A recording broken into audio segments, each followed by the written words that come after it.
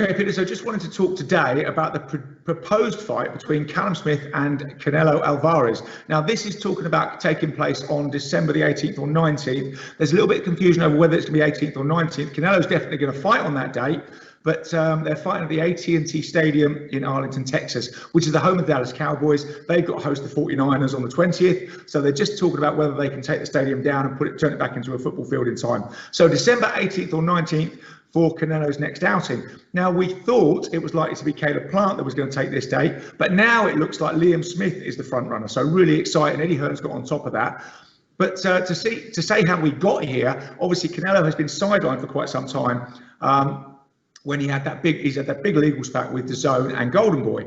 Now that came about because DAZN signed that massive deal with Canelo where they were paying $40 million a fight to Golden Boy. And then Canelo started picking opponents, which DAZN weren't happy with. It turned out that Golden Boy and DAZN had some conversations that Canelo wasn't privy to, and it all fell apart in a flurry of lawsuits issued by Canelo. Now, on November the 6th, they settled out of court. We're not privy to exactly what happened, but the interesting fallout from that is the main thing is Canelo is now a free agent. So he's no longer contracted to DAZN, no longer contracted to Golden Boy. So he's able to go out there and negotiate his own purses, deal with the promoters that he wants, or promote himself.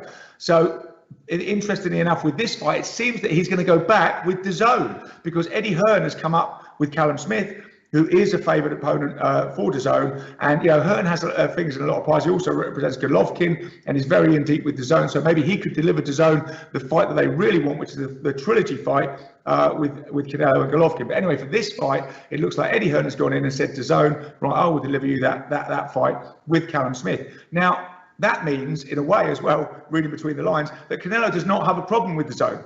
Even though he issued the lawsuits against them, Golden Boy are gone. So he is no longer represented by Golden Boy. So it seems like the problem maybe was really between Canelo and Golden Boy, and DAZN kind of got a bit involved in that fallout. Interestingly enough, as a slight aside, Golden Boy have lost their sort of main draw fighter now, although they still have some great fighters.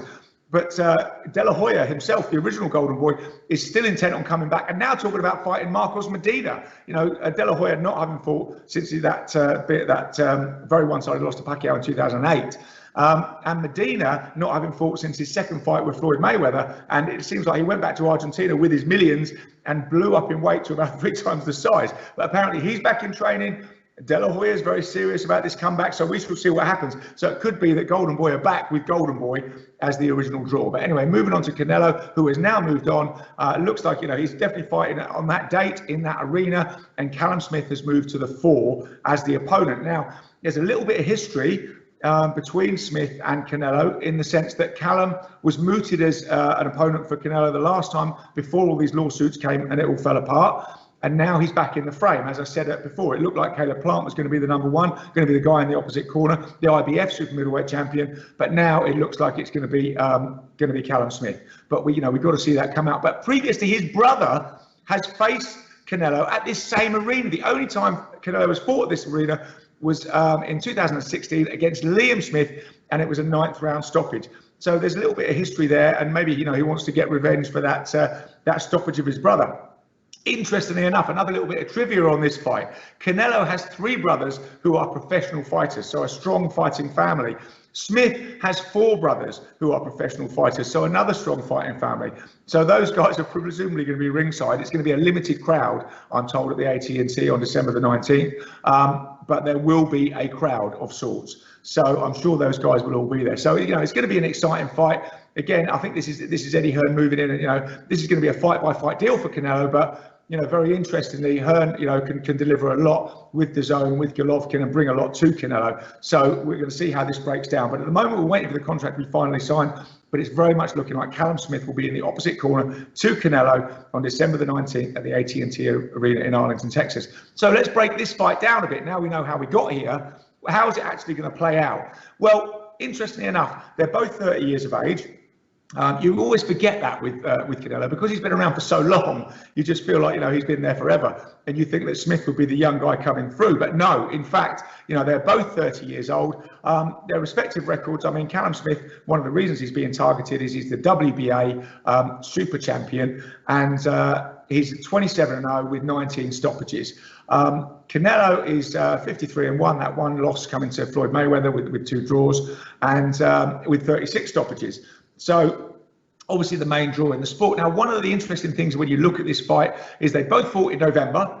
Canelo looked very good stopping Kovalev up at light heavy, and Smith didn't look so great after a run of great fights and really establishing himself as the #1 at super middle. He kind of struggled against John Ryder when everybody thought that was going to be a kind of gimme fight for Callum Smith, and that he'd moved up levels, over John Ryder. But he struggled a little bit in that fight. But styles make fights. Ryder was a southpaw and boxed tactically very well, keeping it very close to Smith.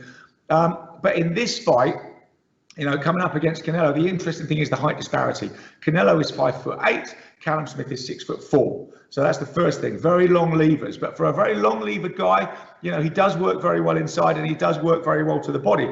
But you would have thought the first thing he's going to try and do is get out there behind that jab and move and use his boxing and keep those long levers to keep Canelo off. But obviously Canelo is used to that. Now, Tony Bellew's had a bit of input on this fight as well. As soon as it was moved in, obviously very good friends with Callum Smith. Bellew actually said that he thinks that Smith will stop Canelo. So that's going out a bit on a limb, because obviously, Smith is going to be a strong underdog in this fight. But Bellew said that, no, the thing is, Canelo is very strong in there.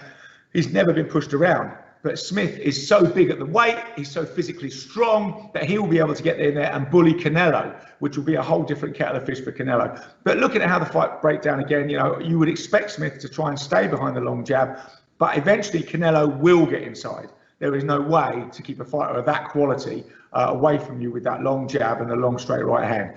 So eventually it will come at close quarters. Now, interestingly enough as well, for a tall, rangy guy, Smith is known as a body puncher, as obviously is Canelo with that Mexican heritage and the style of fighting that he comes with. So it's going to get inside fighting at some point, and they're both going to be looking to hit the body. Canelo because he's got a much longer, taller opponent, and Smith because he's going to need to try and take some gas out of Canelo, going down the straight, because I think he's going to have to plan, he will plan, for going the full 12 rounds. So, how this fight breaks down, it's going to be, I think, Smith early doors is probably going to nick some rounds while Canelo works him out. Then it's going to come inside, and that's where the real fight's going to take place, inside, to see if Smith can withstand the pressure of Canelo against his body, and if he can give some back and maybe take the wind a bit out of Canelo's sails. Now, you've got to say that Callum Smith is going into this as the underdog. But one interesting thing, at one point I wanted to make about this, Peter, is Canelo always picks his opponents. Canelo picks dates. He says, this is when I'm going to fight, and it's a huge event, every one of his fights. And then he selects an opponent to fight him, generally a few weeks before that date is going to take place. And so those guys, maybe you could say, are a little bit underprepared. Canelo calls the shots because he's the top dog. But in this fight, Canelo didn't know he was fighting on December the 19th, or didn't have it confirmed. I'm sure he had that date mooted until November the 6th, when he sat down in a room with DAZN and Golden Boy and thrashed out all this legal stuff and became a free agent. So, in a way, he's not been in that zone saying, that's my definite date, I'm going to trade because I'm definitely fighting. And I'm sure Callum Smith was told by Eddie Hearn, who knows everything that's going on in boxing, get yourself ready because you could be in the other corner. So I don't think this is a case of Canelo coming in against a slightly underprepared opponent. Both of them fought last in November. Both of them were hoping for this date, but didn't know it was going to come to pass. Now it's been confirmed. They kind of both got the same amount of notice. Now, to be honest with you, I see this as a Canelo late stoppage because I think that pressure is going to be too intense. Or I see it, the other one, as I see Canelo winning on points. But Bellew is saying that he thinks Callum Smith can go for the knockout and get the knockout, and that's a man who knows his boxing intimately. So it's going to be really exciting. I'm really excited about this. It's a great way to round out the year for British boxing fans.